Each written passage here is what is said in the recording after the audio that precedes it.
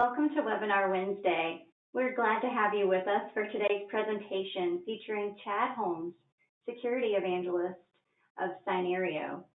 Chad will discuss how ransomware attacks on healthcare environments have continued to rise significantly for the third year in a row.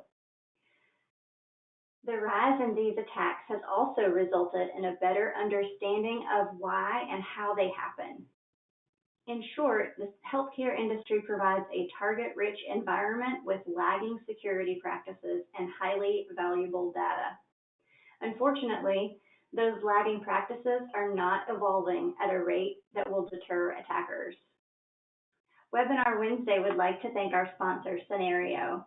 Scenario is the industry leader in reducing healthcare risks related to IoT, medical IoT, and OT devices.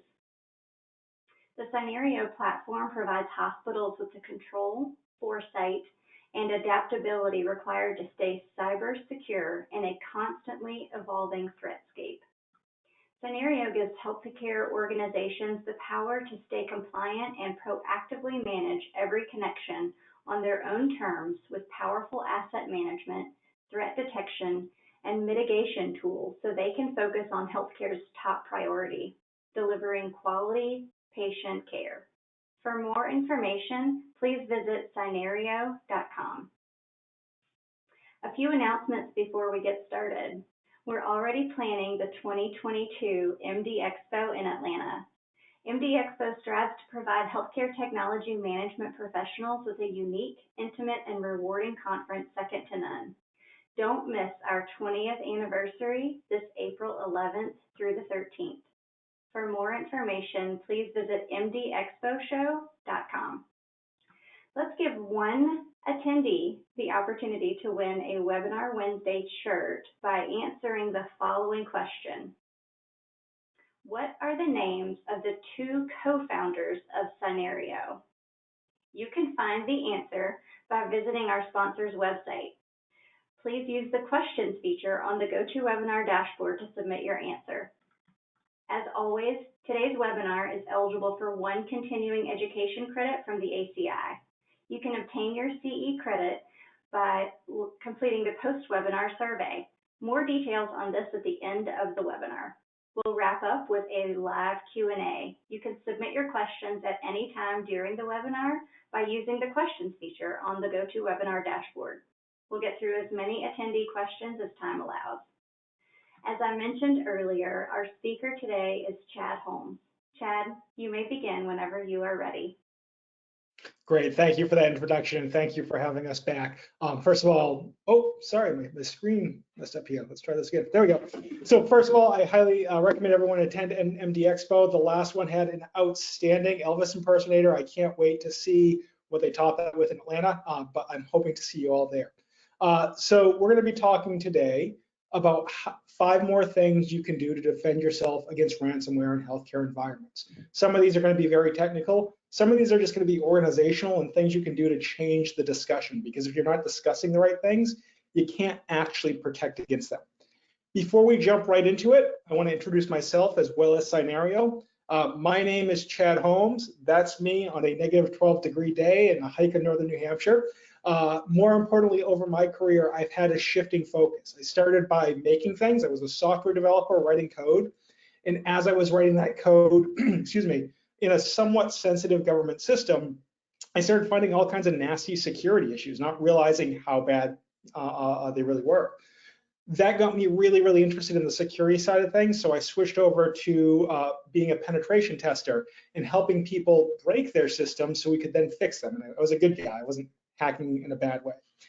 As I did that, I realized there were a lot of really smart people out there that if they were just given the right insight and opportunity, they could also become really good security folks as well. So I started teaching others to do both, to both make things and break them so they could make them better.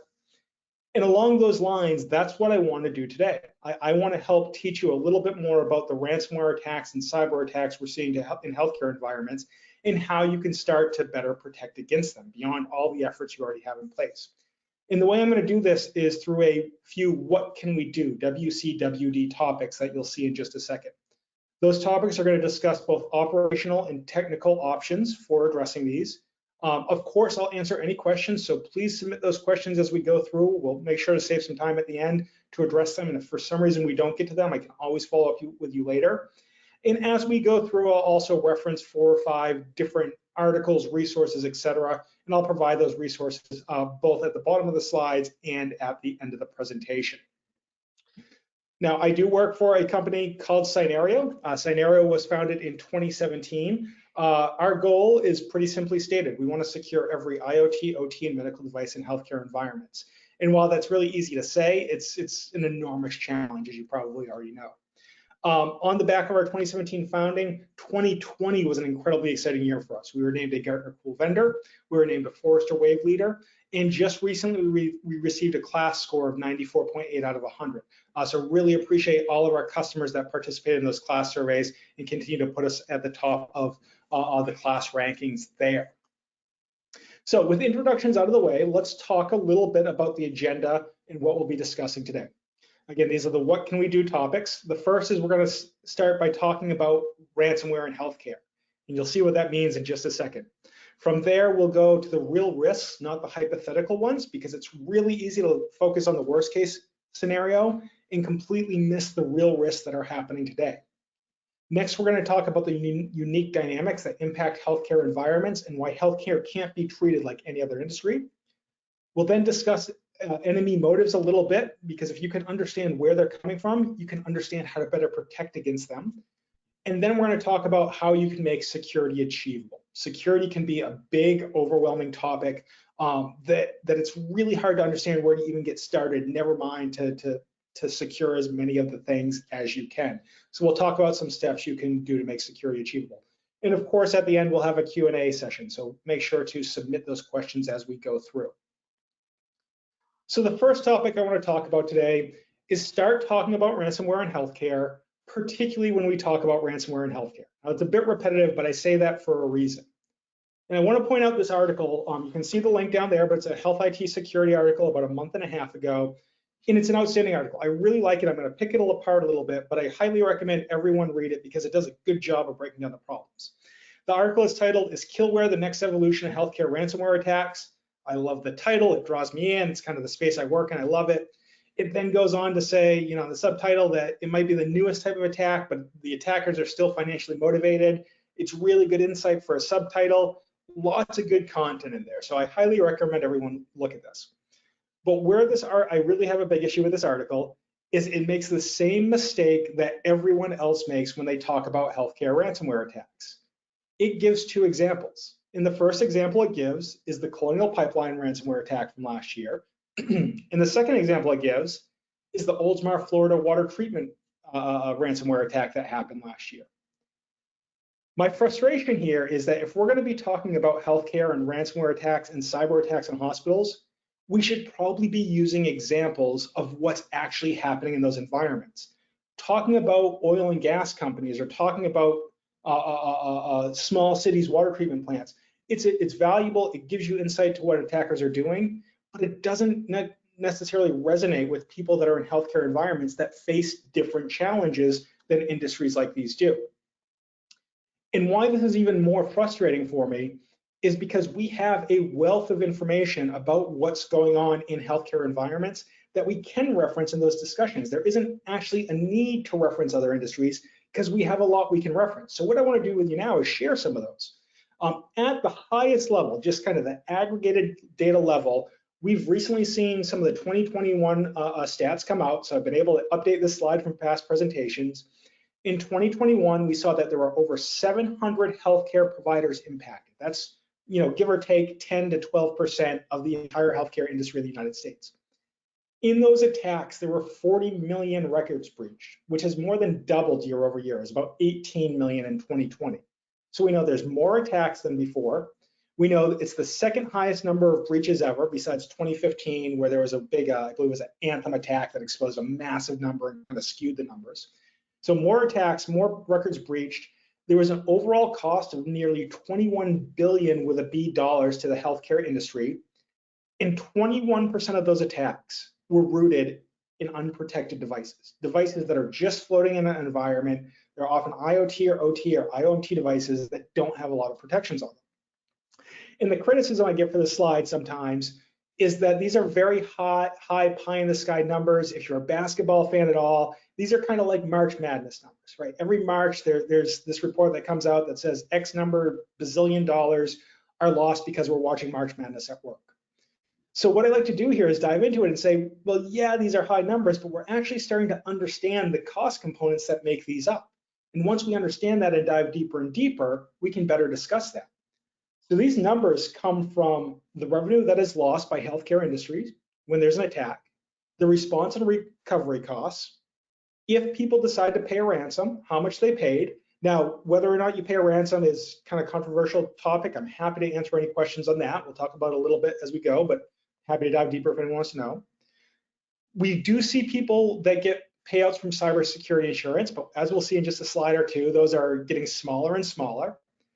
Attackers then, those that are attacked then have to face regulatory fines, they have to face long-term litigation, and very often we see repeat attacks where attackers go in, attack, shut down a system, the system is recovered, and then they attack again based on other information they found while they were in there. So when we're talking about healthcare attacks, let's actually talk about these components. And if this is still a little bit too high level, let's take a look at Scripps Health, because this is an outstanding use case of what happens when there is a cyber attack on a healthcare facility. Now, I want to be clear, I'm not picking on Scripps here at all. Scripps did the absolute best they could given the cyber attack. They released a lot of information to the public so that others could learn. And so I want to highlight the good side, which is they share their experience so we can all learn from it. And I want to hit a few main points from it. So the first thing is that Scripps was attacked April 29th, 2021. They detected some malware in there. So about a year ago, about 9 months ago. The other reason that Scripps is really interesting is because it happened at nearly the exact same time as the Colonial Pipeline attack. Colonial was attacked a week later. So these, for all intents and purposes, are the exact same week. 4 days after that Colonial attack, Scripps disclosed the attack. They started to shut down systems. They started to divert traffic. Within 2 days of that, Colonial was back up and running again. So the Colonial Pipeline, the whole saga played out in a matter of 6 or 7 days. Scripps, meanwhile, was shut down for another month, and then in August of 2021 started to actually disclose the cost of the attacks and other information.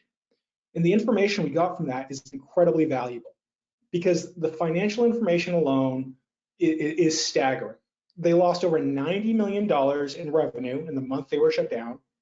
It cost another $20 million just in response and recovery costs. Last I looked, there was $600 million in pending litigation, which is just a massive, massive number, even with those two very realized losses before it. They weren't sure what the regulatory fines were going to be. There are caps on regulatory fines, but they can get fined multiple times for attacks like this. And at the end of all of this, their cybersecurity insurance only paid out about $6 million, right? So when you're looking at 110 or $120 million in losses, and the insurance payout is $6 million, that's a drop in the bucket. You almost have to ask, why have cybersecurity insurance at all? But it's not just Scripps where we're seeing attacks and staggering numbers like this. UHG got hit for $67 million, University of Vermont, 63. Skylakes Medical, which I believe is Utah, got relatively lucky. They only got hit for about $10 million in recovery costs. And then Ireland's health system got hit for $600 million, and they're still having trouble getting their systems back up and running. So when we're going through and we're actually talking about ransomware and cyber attacks in healthcare, use these types of examples because this is where it resonates. This is where it's going to hit people that are making decisions for healthcare environments when they see systems that are like theirs. The other thing to keep in mind is that people are paying the ransoms. And we can get into a deeper discussion later on about whether that's good or bad and some of the factors, but we know that the Ryuk family of ransomware attacks accounted for at least $100 million in payments in 2020. The average ransom was give or take $1 million, meaning at least 100 people, or 100 companies, I should say, paid that ransom. So keep all these numbers in mind, screenshot them if they're helpful, but when you're talking about healthcare and ransomware attacks, talk about those attacks. The biggest thing we can do is as we start to have to change the mindset around this, actually start using these examples. Stop using Colonial Pipeline and Oldsmar, Florida, and the others. Start using healthcare specific examples. That's the first one. Number two, let's talk about the real risks, not the hypothetical ones. And the reason I say this is quite often I'll walk into a room, I'll talk to customers, I'll be in a Zoom meeting, and we'll get into this topic of what if a nation state attacks us and takes down all our hospitals and the troops are in danger and all that stuff, which, yes, that's a real risk, but it's hypothetical, it's not happening yet. What we actually see happening, in my opinion, is scarier because it's real and it's happening and it's not being addressed. So these numbers come from a recent Ponemon report. Great report, I reference it quite a bit. I'll reference it a little bit later in this presentation. It's not ours. I wish we had sponsored it. Sensinet sponsored it, so I highly recommend everyone take a look at it. It has lots of gems in there. But what they found in this report, when they studied hospitals that had a cyber attack, a ransomware attack specifically, during the COVID-19 pandemic, they found that those that had an attack saw 71% of those hospitals had an increased length of stay. Over a third of them saw increased complications from procedures, and over a fifth saw increase in mortality rates. So the threat right now that's actually happening is real. People are dying, people are having longer stays, and people are having complications because of these cyber attacks. The problem is they're not all happening in one place. These are scattered incidences, so it's hard to report on. It's not as eye-grabbing a story to report on, so it's kind of slipping under the radar. But the reality is the worst case scenario doesn't have to happen for people to lose their lives and have compromised care, because we're seeing hundreds and thousands of cases of lost lives and compromised care. They're just happening one or two at a time, and they're not getting a lot of attention. So when we talk about worst case scenario, actually talk about real scenarios right now, because that's what's happening. And to take an example of this, let's look at Springhill Medical. Excuse me. So Springhill Medical was a hospital in Alabama a couple years ago. They had a cyber attack back before cyber attacks really took off. And the reason we know a lot about what happened at Springhill Medical is because unfortunately a newborn lost its life, and there was a lawsuit filed recently, which was covered very well by the Wall Street Journal. And what we saw in that lawsuit was a lot of information that helps inform us about the chaos that happens within an environment when an attack like this happens. So the first thing we saw was rapid retraining, right? If you've always relied on technology to help provide care to patients, it's very, very difficult to learn quickly how to provide care when you don't have that technology. So one thing that happened is that some of the older caregivers that had a lot more experience were teaching others around them the procedures that they would do back in the 70s, 80s, and 90s, and they had to rapidly retrain their less experienced peers to help provide high levels of care without the technology they were used to. Now that naturally led to manual medicine.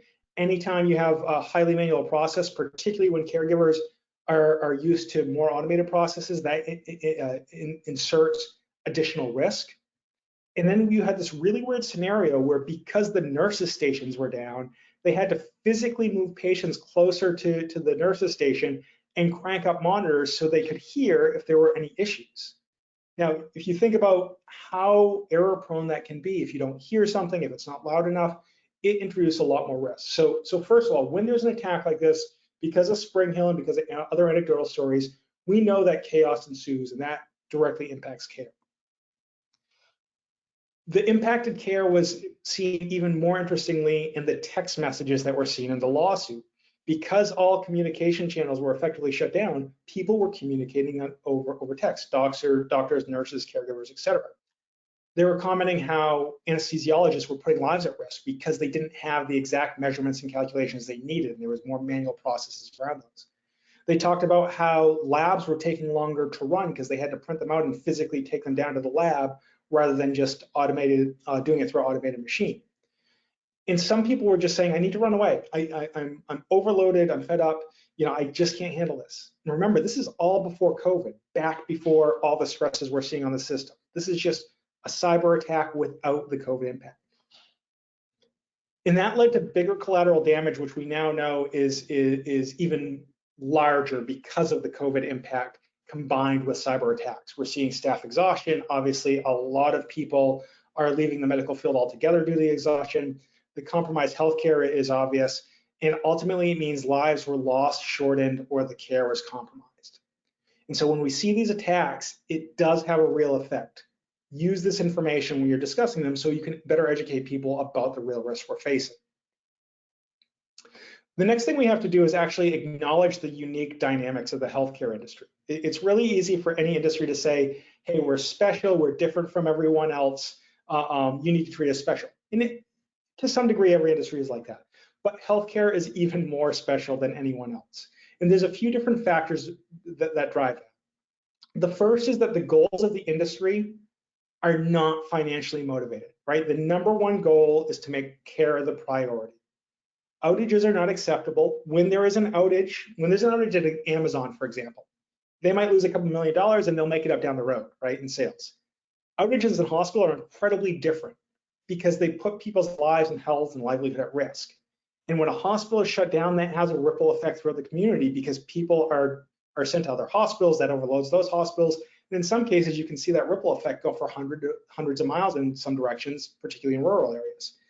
So you have care being the priority, outages that aren't acceptable, and spend favors the patient. You know, ideally 100% of spend goes to patients. Now we know that's not the case. We know that you have to provide technology and you have to provide security and all that stuff, but you want to put as much spend into the patients as possible. And that's kind of what we all want. We want care when we go into hospitals. So we have to acknowledge that the industry goals are not aligned with other industries that often drive cybersecurity practices. We also have to understand that there's regulatory requirements that are specific to healthcare that others do not face. For example, hospitals are compelled to report attacks. If you have a data breach of 500 or more records in the US, you have to report that to HHS, and then the details are posted on what's effectively their wall of shame. Now, the good side of that is, you know, you become aware if your records have been breached, but the bad side is that it gives greater industry insight for attackers. They can go there and see who's being attacked. There's some details there about how they're being attacked if you know where to look in the right places. Overall, that HHS wall of shame is pretty good for the consumers, but can actually fuel attackers quite a bit. So those regulatory requirements have a good and a bad side to them. That results in technical results that are behind other industries, right? There's often slower security adoption, right? Because if we want every dollar possible going to the spend on patients, there's going to be less investment in cybersecurity, just a natural lag there. That leads to a greater attack surface, and that often leads to a reliance on cybersecurity insurance, which we saw earlier is getting smaller and smaller and covering less and less of the costs associated with cyber attacks. And then finally, even if you do everything right, even if you're protecting patients, you're giving care, you're spending where you need to, you're stopping attacks, in the event that you have a breach, in the event that you're attacked, you're going to get conflicting guidance. The FBI is going to tell you don't pay the ransom, but if you don't pay that ransom, which is kind of tricky, if you do pay it, you may not get your data back anyway, but if you don't pay that ransom, you then have recovery costs that are often 30 to 50 times higher than the ransom that was being demanded. So it's a real no-win situation. And even then, there is no silver bullet. There's no guarantee that a recovery or a ransom payment is actually going to get you back up and running quickly. So healthcare is in this incredibly vulnerable space. And that has led to an incredibly vulnerable footprint that attackers are taking advantage of. We know in the US alone, there's at least 5 million operational healthcare devices that have critical vulnerabilities. These are devices that are on the bedside, they're MRI machines, they're IV pumps. There's hundreds of different devices that just have known critical vulnerabilities all over the place. And we'll talk about some of the stats around that a little bit.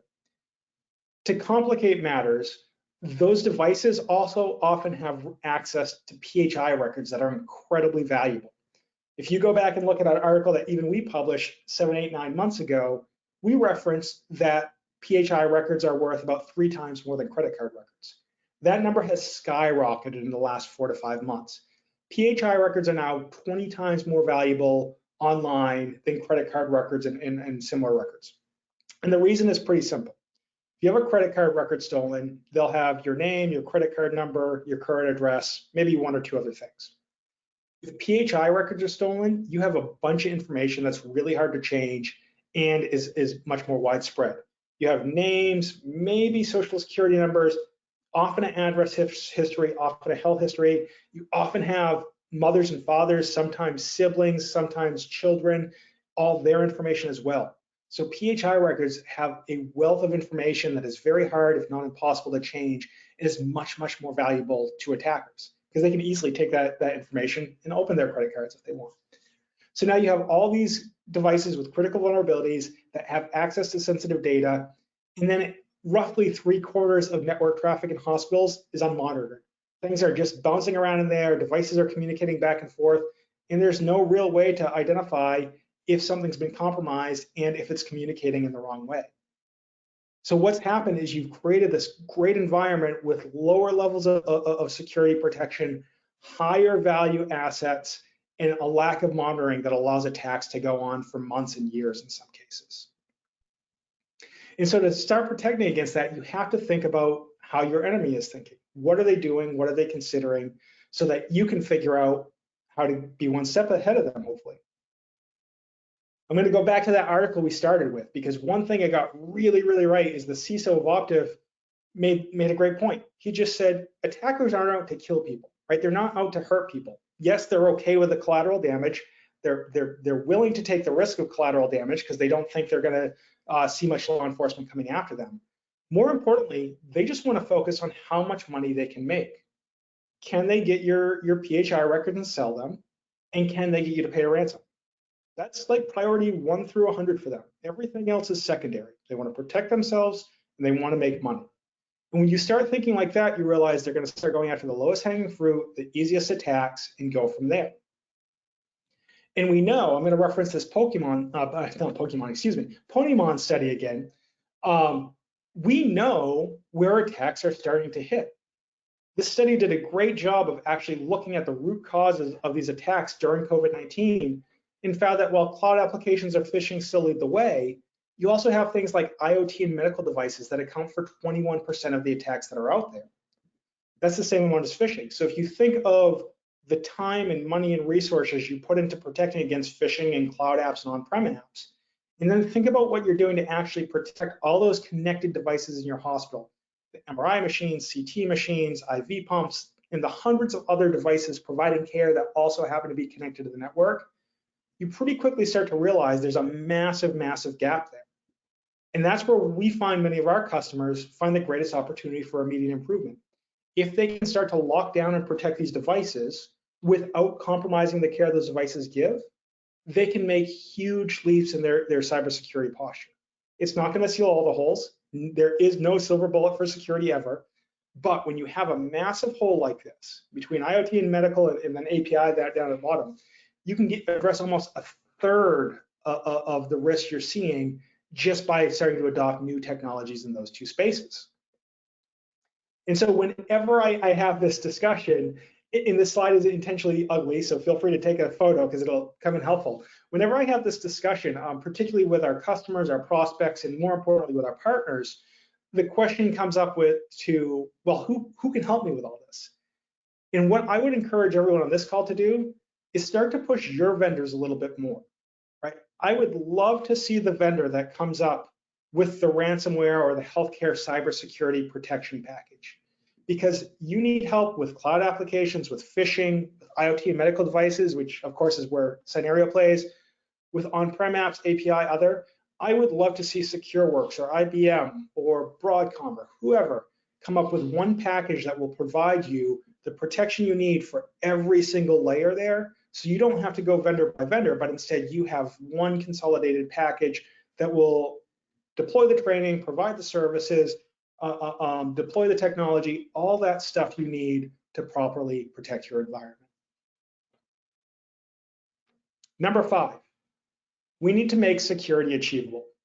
And that's really hard because nothing is ever 100% secure. But we need to start thinking about how we can make security achievable so people can see that they're making progress and can report that they're making progress and obviously protect themselves. So the first thing we can do is realize that one of the unique factors of healthcare is that it's not a very competitive industry. And let me clarify that a little bit because certain parts are incredibly competitive.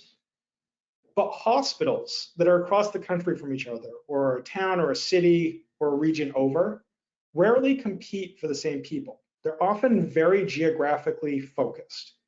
Every now and then you'll have places that are focused on elective procedures, but for the most part, no one, when they have a broken leg, says, I want to go to hospital A over hospital B. They just want to get to the hospital as quickly as possible. So this provides this great opportunity for you to talk to your peers in industry groups and one-to-one, whatever form you feel comfortable, to ask them what steps they're taking to protect against ransomware and other types of attacks. Because it's not a competitive differentiator. It is just something that the whole industry can learn from and can become better off from. One thing you can also do there, I'm going to go back to this first point, is you can learn from other industries. If you look at the bear hack from, I believe it was 2017, they had over $1 billion in costs related to that hack. And to avoid additional regulatory fines, their CEO went on a roadshow explaining to other pharmaceutical companies how they can better protect themselves from cyber attacks. Now, if pharma, which is incredibly competitive, can share what are effectively trade secrets for security to help the whole industry rise up, hospitals can absolutely do that as well. The next thing you can do is you can start to enhance your teams. I think we all realize at this point that hiring highly skilled resources of any type, IT, caregiver, et cetera, in healthcare environments is incredibly difficult, and keeping them is incredibly different right now. So start to put some pressure on your vendors. Many of them have offerings to help fill those gaps, and I'm talking on the IT side specifically here. Ask them if they have managed security service provider programs where they can come in and they can provide people in some way, maybe not 40-hour a week full-time folks, but some kind of people and services that help fill the gaps that your team has. This is becoming more and more common, and particularly with remote work, it's providing more opportunity. Also ask them if they have additional offerings that you may not have considered. One that I really, really like is, and it's not something we do, but it's a great idea. It's called a hospital in a box. And effectively what happens is this vendor has a hospital in a box. And when there is a cyber attack, much like when you have triage tents out in a parking lot when there's a natural disaster, the same idea. They will come in with triage networks. So you can get your hospital back up and running on a clean network. It's effectively a hospital in a box that hasn't been attacked. So you can get the critical offerings up and running while you clean the rest of the area. So ask your vendors, do they have offerings like that? Do they have offerings that in the worst case of an attack that they can roll out in a day or two to help you clean up and get back online quicker? Because that can be incredibly valuable. It can shrink the 30 days that Scripps was down maybe to a few days instead, and reduce costs and allow you to provide additional care. And finally, start to investigate emerging best practices. For us in particular, we see many people come to us and say, hey, we invested in similar technology 2 or 3 years ago. We have a full inventory. Now we have no idea how to secure it. And while inventory is helpful in implementing security, it's not the end goal. The end goal is to better protect your devices, to better protect your environment. And so remember, when you're talking to folks, push them on what the real goal is. It's not just about finding devices, but it's about securing them as well. So, specifically when it comes to IoT, inventory is not security. Security is. Next, join working groups that are incredibly valuable. The one that I like the best sends 1 or 2 emails a day. They're very well formatted. They're quick reads. There are great discussions. There's monthly meetings. It's called the Cyber Health Working Group. It's US-based. It works in conjunction with the FBI, and it does an outstanding job not only documenting the attacks that are happening, but also having discussions in a non-vendor way. Vendors stay completely quiet and just kind of linger in the corner to understand what's going on. But it allows industry professionals to talk back and forth and ask about specific situations and how do I protect this or how do I recover from that. Working groups like this are incredibly valuable. Cyber health is great. There's a bunch of other ones out there. This is just my personal preference. So I would highly recommend anyone on this call find industry groups like that you can work with. And then finally, ask your vendors, how can they help you increase your team's efficiency? By that, I mean, you have gaps in all likelihood in your organization, and your vendors have both technology and people that can help solve those problems. But it's rarely a full consulting gig anymore, right? The best example I've seen of this was a gentleman who was working down in Texas. He's a biomedical engineer, and he had this really cool schedule where he'd start on the west end of Texas, and we would go to a different hospital every day of the week. They're about 100 miles apart. So we'd start in one city, go to the next, the next, the next. At the end of the week, he'd be 500 miles from home. He'd drop off his rental car, fly home, and repeat the pattern every single week. It's a great inventive solution, particularly for rural hospitals. to a problem where maybe they can't find a full-time person, but they can have someone in one day a week, and that was sufficient for them. Ask your vendors for more solutions like that. Force them to become more inventive, more creative, because you have gaps that they can help fill that could be a win-win for everyone.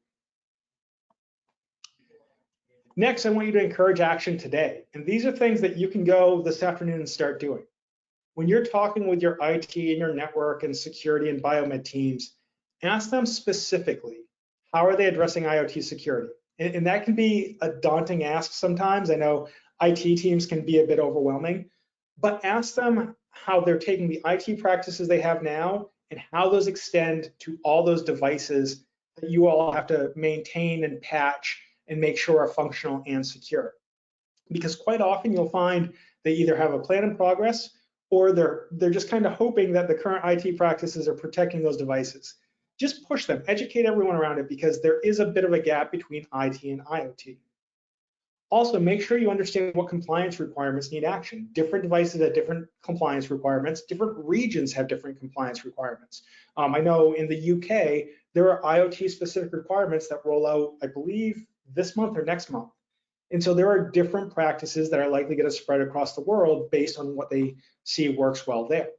So just work with your IT team to ask those questions about how they're securing devices specifically and what different approach they're taking to IT, because often the practices that secure old Windows machines do not secure IV pumps and CAT scan machines and all the other hundreds of devices that are out there. Next, plan response actions. And we often talk to executives about this. In the time of a ransom attack or other cyber attack, who are they going to call? And more importantly, do they have that printed on a piece of paper with the 5 or 10 steps they're going to take? Because we've seen instances where there's an attack and the first thing everyone does is they were trained to go and unplug every non-critical machine they could. And that's incredibly valuable because, believe it or not, that slows down the attack. But if you're unplugging every machine, you may not have your call list. You might not have all the instructions you need in that time of stress. So make sure that you know who you're going to call, you know where their contact information is, and preferably you have it printed out someplace so you can get to it easy. Figure out what those immediate actions are going to be. Hey, if your plan is to unplug every machine, that's great, but make sure everyone is on the same page about what can and cannot be unplugged. On the more financial side, understand the amount of downtime and recovery costs you can reasonably handle. Right? Can you go down like Scripps did for a month and only get $5 million back in cybersecurity insurance? Most hospitals, the answer to that is probably not. So you have to figure out what's reasonable for downtime and then figure out some spend to protect yourself from there, and know what that cybersecurity insurance covers, because there's a lot of misunderstandings around that. And then finally, if you want to talk about any of these, we're happy to help. You can contact us at scenario.com. You can contact me directly. My email is chadholmes@scenario.com, and we can go over any of these details. I can't give you the answers. I know any others that can. I have a few more slides. Keep those questions coming in, but we'll be wrapping up in the next 5 or 10 minutes and then go to questions. So there's a couple more stats that came out recently. I just updated this today based on a data report that our team released about a week and a half ago. What we did was we went and we looked at all the analysis we have ever performed across millions of devices. And we found all kinds of stats. I'll give you the link to the full data report in a little bit. I'll give you a link to a webinar we did around it, which has our CTO and our Director of Market Insights talking about this. But the 2 stats I wanted to share to you today is that over 50% of those IoMT and IoT devices that you see in healthcare environments have a critical risk of some sort. Right? So if you think of the average hospital room where there's somewhere between 15 and 20 devices, that means there's somewhere between 7 and 10 at least critical issues on those devices that are known, that are documented, that probably have some way to exploit them if attackers can get to them. That's terrifying. The really good news, though, is while patching those is hard and keeping up with the patches is hard, there are network level protections you can put in place, specifically something called segmentation, which is where we specialize, where it effectively cuts down the traffic between devices. So you're not having every device being able to talk to every device.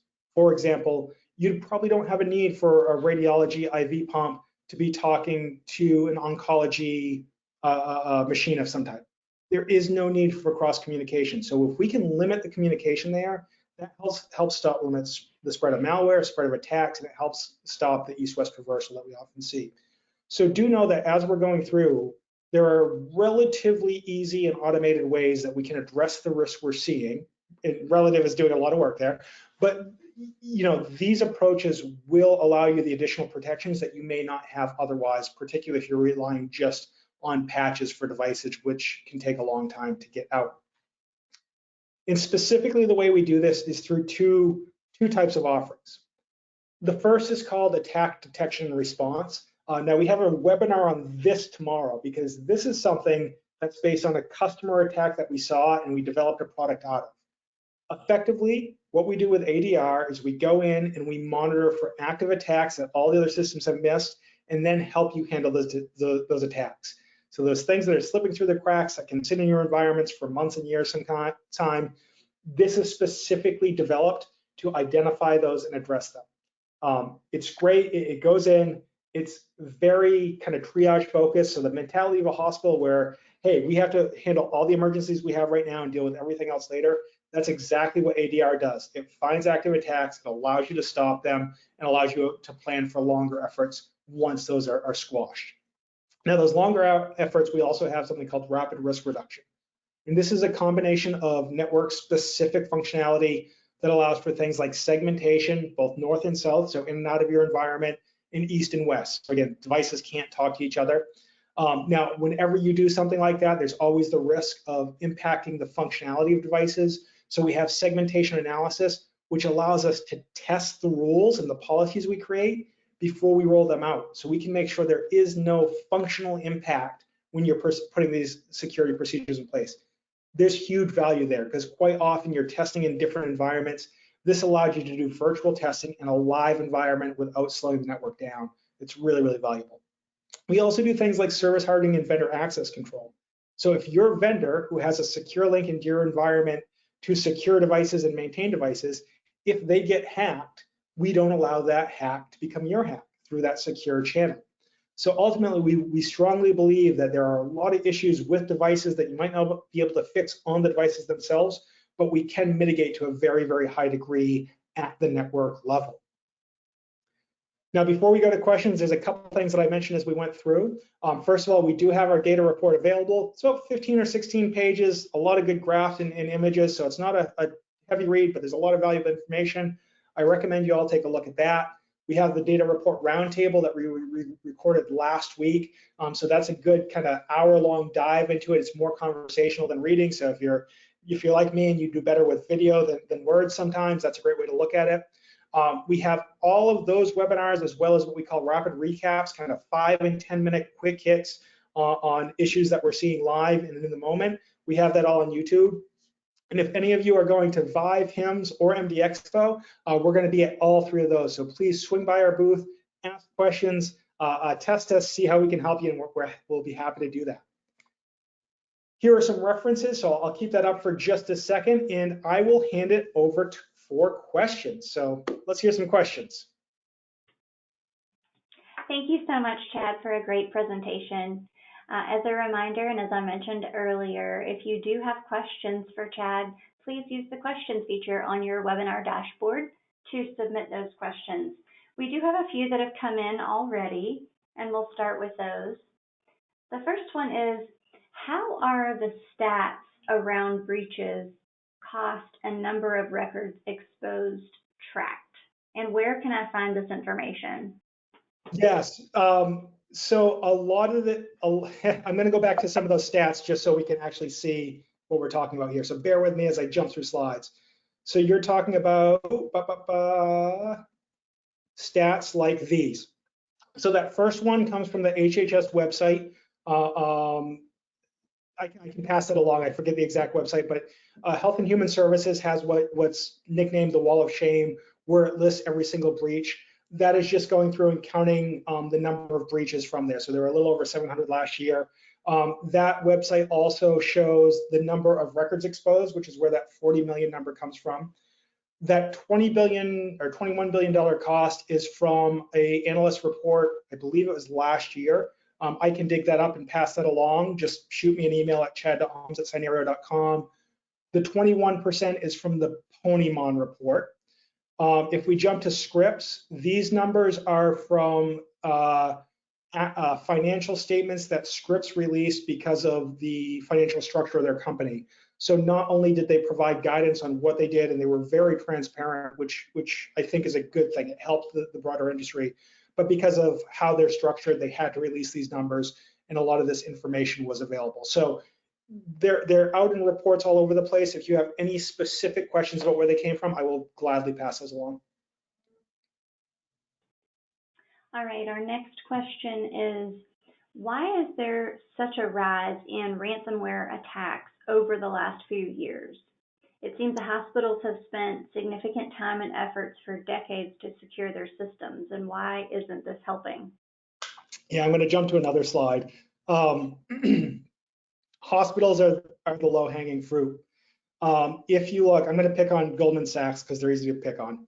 If you look at Goldman Sachs, they know where every dollar is spent, and they know how much they can invest in cybersecurity to protect every single dollar they make. So they overinvest in security because they know exactly the value there. Hospitals, on the other hand, overinvest in patient care, which is what we want them to do. That's not a critique of them. But the reality is that hospital cybersecurity practices lag nearly every other industry. And when you combine that with the fact that they have incredibly valuable data in the form of PHI records, then you have this environment where they have low cybersecurity practices, valuable information, and they're under enormous stress from COVID right now. All hands are on deck to do whatever they can to help with the actual care of patients. Even we have IT people that we know are just walking the floors, moving devices so they can help that way. So the reality is that it's a very easy target with lower defenses. And hackers are evil people that want to make money off in the easiest way they can, and that's what they're doing. It's just kind of the sad, simple reality. All right.